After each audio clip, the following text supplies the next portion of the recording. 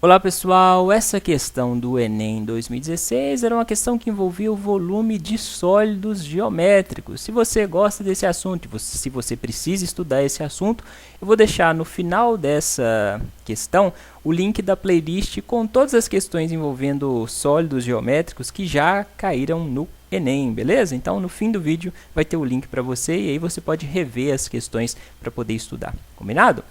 Essa questão dizia: um petroleiro possui reservatório em formato de um paralelepípedo retangular, com as dimensões dadas por 60 por 10 de base e 10 metros de altura. Com o objetivo de minimizar o impacto ambiental de um eventual vazamento, esse reservatório é subdividido em 3 compartimentos, A, B e C, de mesmo volume, por 2 placas de aço retangulares com dimensões de 7 metros de altura e 10 metros de base, de modo que os compartimentos são interligados conforme a figura. Então, você tem um reservatório grande, esse reservatório é dividido por essas 2 placas de cor cinza, só que observe que as placas não vão até lá no fim, lá em cima no reservatório, elas param aqui em 7 metros e o reservatório vai até 10 metros. Isso indica que existe petróleo nessa parte de cima do reservatório aqui, tá? Então, você vai ter uma parte que vai ficar restrita aqui em A, uma parte restrita em B, uma parte restrita em C e uma parte de petróleo que é comum aos 3 compartimentos. Assim, caso haja rompimento no casco do reservatório, apenas uma parte de sua carga vazará. Suponha que ocorra um desastre quando o petroleiro se encontra com sua carga máxima. Ele sofre um acidente que ocasiona um furo no fundo do compartimento C. Para fins de cálculo, considere desprezíveis as espessuras das placas divisórias. Após o fim do vazamento, o volume de petróleo derramado terá sido de quanto? Bom, então, primeira coisa que a gente precisa fazer, calcular qual é o volume máximo ou o volume total desse reservatório. Por quê? Porque ele fala que quando houve o desastre, o petroleiro estava com sua carga máxima, beleza? Então, qual que é o volume desse reservatório? É o volume desse paralelepípedo de dimensões 60 por 10 e por 10, beleza? Então, o volume é igual a 60 vezes 10 vezes 10, só multiplicar o comprimento pela largura pela altura. 60 vezes 10 vezes 10 dá 6.000, então o volume total é de 6.000 metros cúbicos de petróleo. Aí, ele fala que houve um problema aqui no compartimento C, né?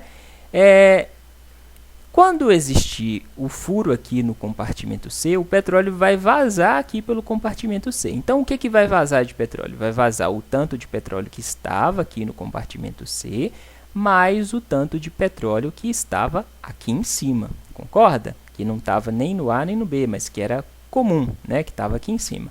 E o que não vai vazar de petróleo? Não vai vazar o que vai ficar restrito aqui no compartimento A e o que vai ficar restrito aqui no compartimento B.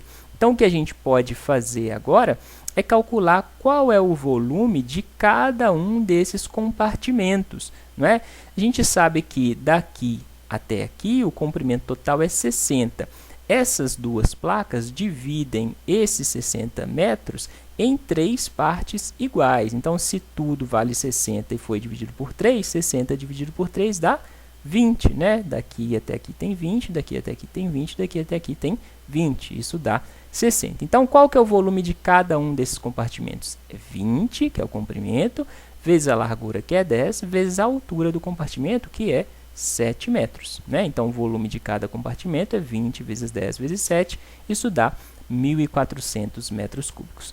Assim, como eu já falei, quando houver o acidente, o furo aqui, né, vai ter o furo, todo o petróleo que tiver no C vai sair e o petróleo que tiver aqui em cima dos compartimentos também vai ser derramado por esse furo, vai vazar.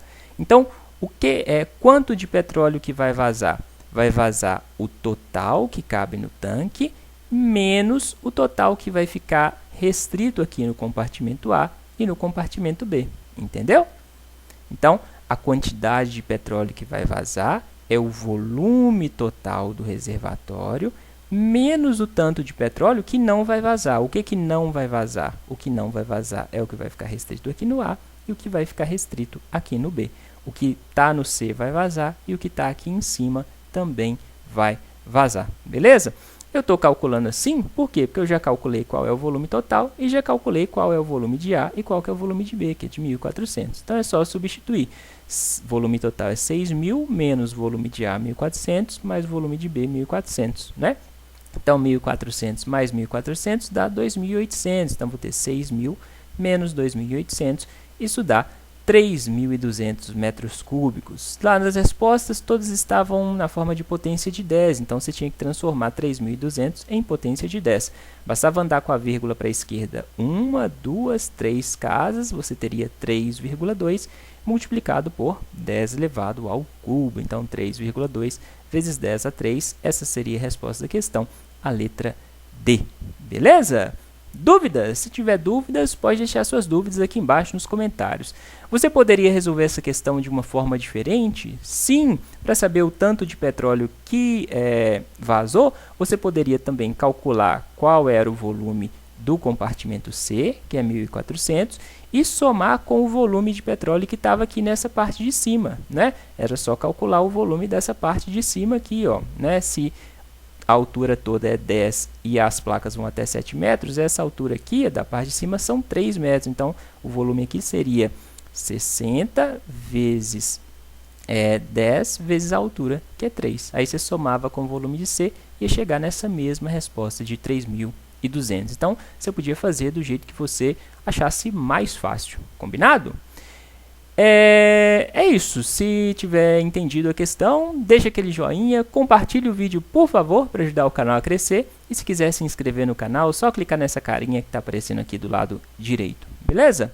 É isso. Até a próxima.